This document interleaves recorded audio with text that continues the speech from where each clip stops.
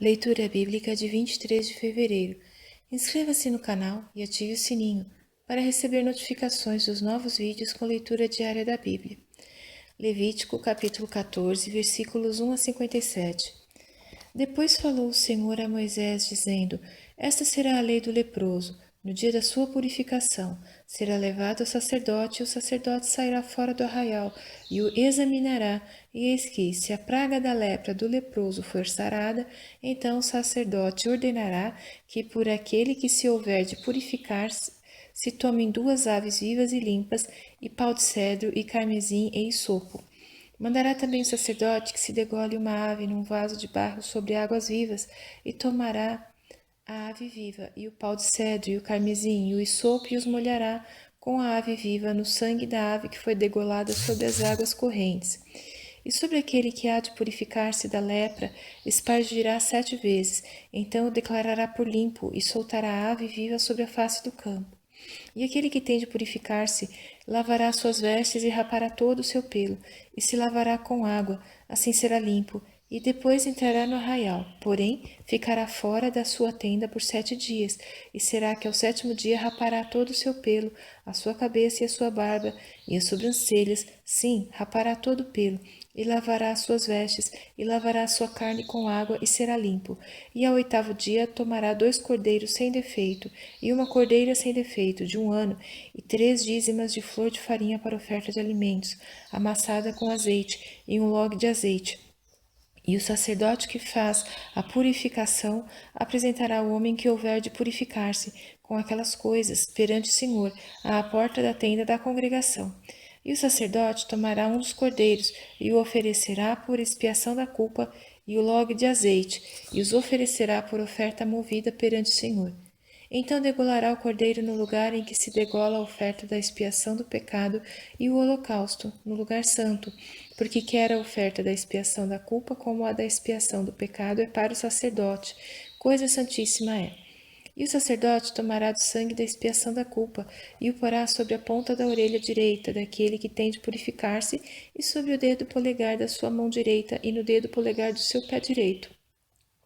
Também o sacerdote tomará do log de azeite e o derramará na palma da sua própria mão esquerda. Então o sacerdote molhará o seu dedo direito no azeite que está na sua mão esquerda, e daquele azeite com o seu dedo espargirá 7 vezes perante o Senhor.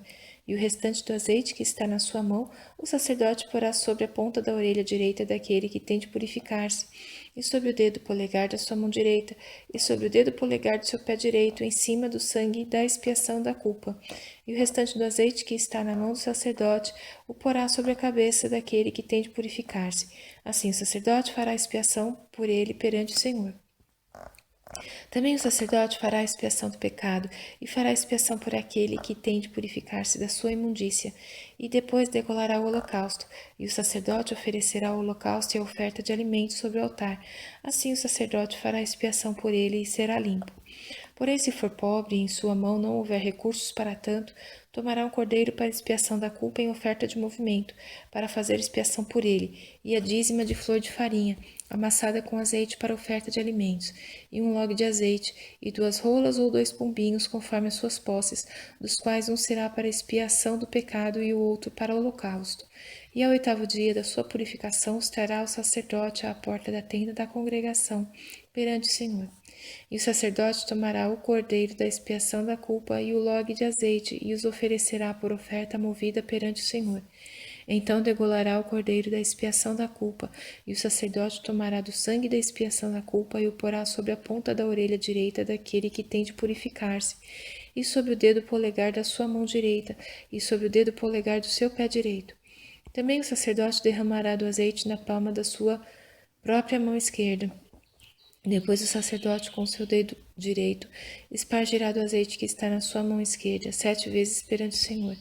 E o sacerdote porá do azeite que está na sua mão na ponta da orelha direita daquele que tem de purificar-se, e no dedo polegar da sua mão direita, e no dedo polegar do seu pé direito, no lugar do sangue da expiação da culpa. E o que sobejar do azeite que está na mão do sacerdote porá sobre a cabeça daquele que tem de purificar-se, para fazer expiação por ele perante o Senhor. Depois oferecerá uma das rolas ou um dos pombinhos, conforme suas posses. Sim, conforme as suas posses. Será um para expiação do pecado e o outro para o holocausto com a oferta de alimentos.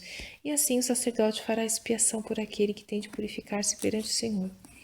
Esta é a lei daquele em quem estiver a praga da lepra, cujas posses não lhe permitirem o devido para a purificação. Falou mais o Senhor a Moisés e a Arão, dizendo: Quando tiverdes entrado na terra de Canaã, que vos hei de dar por possessão, e eu enviar a praga da lepra em alguma casa da terra da vossa possessão, então aquele de quem for a casa virá e informará ao sacerdote, dizendo: Parece-me que há como que praga em minha casa. E o sacerdote ordenará que se desocupem a casa, antes que entre para examinar a praga, para que tudo o que está na casa não seja contaminado. E depois entrará o sacerdote para examinar a casa, e vendo a praga, e eis que se ela estiver nas paredes da casa em covinhas verdes ou vermelhas, e parecerem mais fundas do que a parede, então o sacerdote sairá da casa para fora da porta, e fechá-la-á por 7 dias. Depois, ao 7º dia, o sacerdote voltará e examinará, e se vir que a praga nas paredes da casa se tem estendido, então o sacerdote ordenará que arranquem as pedras em que estiver a praga, e que as lancem fora da cidade, num lugar imundo, e fará raspar a cabeça por dentro ao redor, e o pó que houverem raspado lançarão fora da cidade, num lugar imundo. Depois tomarão outras pedras, e as porão no lugar das primeiras pedras, e outro barro se tomará, e a casa se rebocará. Porém, se a praga tornar a brotar na casa, depois de arrancadas as pedras e raspada a casa, e de novo rebocada, então o sacerdote entrará e examinará. Se a praga na casa se tem estendido, lepra roedora há na casa, imunda está. Portanto, se derribará a casa, suas pedras e sua madeira, como também todo o barro da casa, e se levará para fora da cidade a um lugar imundo. E o que entrar naquela casa, em qualquer dia em que estiver fechada, será imundo até a tarde. Também o que se deitar a dormir em tal casa, lavará suas roupas, e o que comer em tal casa, lavará suas roupas. Porém, tornando o sacerdote a entrar na casa e examinando-a, se a praga não se tem estendido, depois que a casa foi rebocada, o sacerdote a declarará por limpa, porque a praga está curada. Depois tornará para espiar a casa 2 vezes, e pau de cedro, e carmesim em sopo, e degolará uma ave num vaso de barro sobre as águas correntes. Então tomará pau de cedro e sopo e o carmesim, a ave viva, esmolhará na ave degolada nas águas correntes, e espargirá a casa 7 vezes. Assim espiará aquela casa com o sangue da ave, e com as águas correntes, e com a ave viva, e com o pau de cedro, e com o esopo, e com o carmesim. Então soltará a ave viva para fora da cidade, sobre a face do campo. Assim fará expiação pela casa, e será limpa.